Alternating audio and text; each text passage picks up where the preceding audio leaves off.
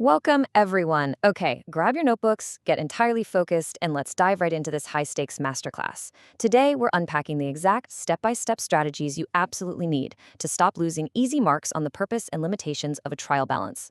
Look, if you're preparing for your Cambridge AS and A level Accounting 9706 exams, you already know this topic is a frequent feature. It shows up all the time. But what you might not know, and what we're going to relentlessly expose today, is exactly where students consistently drop points under pressure, and more importantly, how you can secure those points. We aren't just reviewing basic accounting today, we are stepping into the mind of the examiner. We are completely turning the tables on this exam paper. I want you to really let this quote sink in for a second. This brilliantly illustrates our core objective for this session. We are taking insider secrets straight from the examiner's playbook so you can secure top-tier marks. We've actually combed through years of principal examiner reports, and the consensus is absolutely crystal clear. Students are leaving massive amounts of marks on the table. And guess what? It's usually not because they don't know the basic accounting rules. It's because they aren't answering the question the specific way the Cambridge rubric demands. They misread command words, they panic, or they just list facts without any context. Well, after this explainer, you definitely won't be one of them. We're going to fix that right now. So, here is our roadmap for today. We're breaking this down into 4 structural anchors: core accounting principles, the procedural framework, critical analysis and evaluation, and top examiner warnings. Let's get straight to it. Section 1, Core Accounting Principles, the examiner's rubric.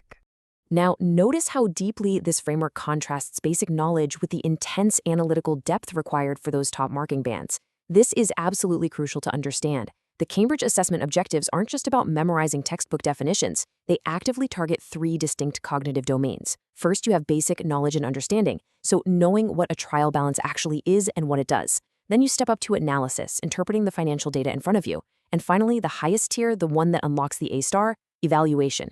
This is where you make justified judgments. To be a top-tier candidate, you must demonstrate absolute competence across all 3 of these domains. You have to really look at the anatomy of the command words in the prompt. If a question asks you to evaluate, you cannot just explain. If it asks to what extent, a simple summary won't cut it. You have to hit that highest cognitive tier every single time. So the crucial takeaway here is that Cambridge heavily prioritizes logical, structured reasoning over just listing out facts, analytical depth over superficial breadth. Think of it this way.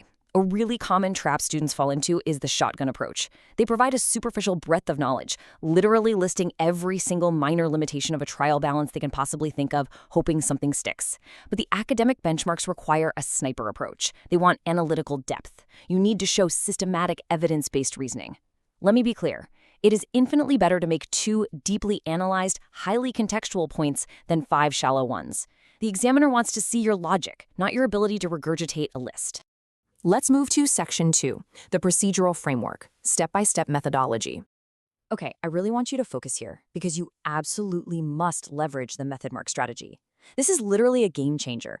I was working with 2 incredible scholars recently. Let's call them Alex and Sam.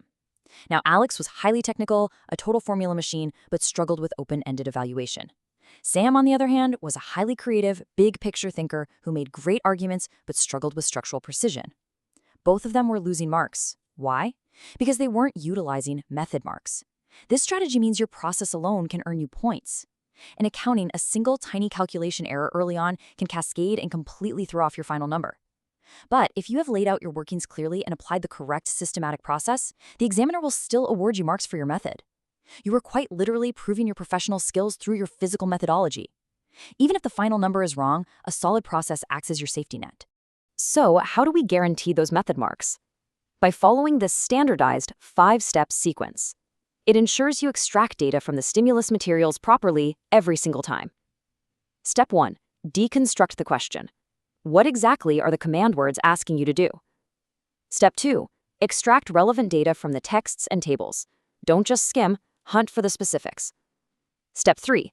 Execute your analysis with clear, readable notation. If the examiner can't read your logic, you don't get the points. Step 4. Always verify your results. Do a quick mental sanity check. And Step 5. Present your answer in the appropriate format using precise accounting terminology. Skipping any of these steps is a massive, unnecessary risk. When Alex and Sam started applying this exact sequence, their marks skyrocketed because they stopped leaving room for careless errors. Moving right along to Section 3, Critical Analysis and Evaluation, Unlocking Full Marks. Okay, before we solve the absolute hardest part of the evaluation process, I want to take a quick pause. If you are serious about securing top marks and you're getting value out of this explainer, make sure you subscribe to the channel Ace the Exam's IGCSE O&A Labels. That's at acetheexam_IGCE and enable all notifications so you never miss our weekly Cambridge Breakthrough Strategies. Hit that button right now. Okay, let's get back into it. Why is evaluating evidence and drawing conclusions so incredibly hard for students? It is a major roadblock. It's the highest tariff requirement on the paper. Students often freeze up here because they stop at simply describing the data. But remember those cognitive domains? Describing is easy. Evaluating requires you to take a definitive, justified stance based on the evidence you've just analyzed. You have to synthesize it all. To transition from a mediocre, middle-band answer to a flawless, full-mark response, you must systematically identify these 4 exact elements. When you're evaluating the purpose and limitations of a trial balance, ask yourself, first, what are the limitations of the specific data provided? Second, what assumptions are being made by the business in this scenario? Third, are there alternative interpretations of this financial information? And finally, what is the ultimate effect of these factors on your final conclusion? For instance, if you're writing a paragraph and you hit a roadblock, don't panic. Run your argument through these 4 filters. If you address limitations, outline the assumptions, acknowledge the alternatives, and weigh the final effect, you are showing the examiner that you are thinking like a true senior accountant. That is how you unlock full marks. And this brilliant comparison illustrates something a lot of candidates miss. Comparative analysis isn't just about spotting the differences. You must weigh similarities as well, and you have to use specific comparative connectives to evaluate their relative importance. Think of this like an interactive workshop for a second. If a question asks you to compare approaches, don't just say, approach A is this, but approach B is that. You need to see things like, similarly, both approaches fail to account for X. However, approach A is more severely impacted because of Y. Do you hear the difference in that phrasing? It sounds academic. It sounds analytical. You must support every single comparison with hard, verifiable evidence pulled straight from the exam prompt. And that brings us to our final critical section. Section 4. Top examiner warnings. The pitfalls. Straight from the principal examiner reports, they have identified exactly 3 major recurring mistakes. These are the specific traps that consistently destroy student grades in this area of the syllabus. If you can anticipate and memorize these 3 pitfalls, you are already miles ahead of the curve. Here are the specific pitfalls where students absolutely self-sabotage under time pressure. Let's do a quick spot the flaw mental exercise. Imagine a student rates an answer that just defines errors of omission without explaining how it impacts the business. That hits pitfall number 1, confusing cause and effect.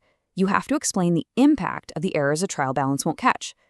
Pitfall number 2, forgetting to check format and presentation. Remember earlier when we talked about professional skills? Applying correct formats and terminology isn't a suggestion, it's strictly graded.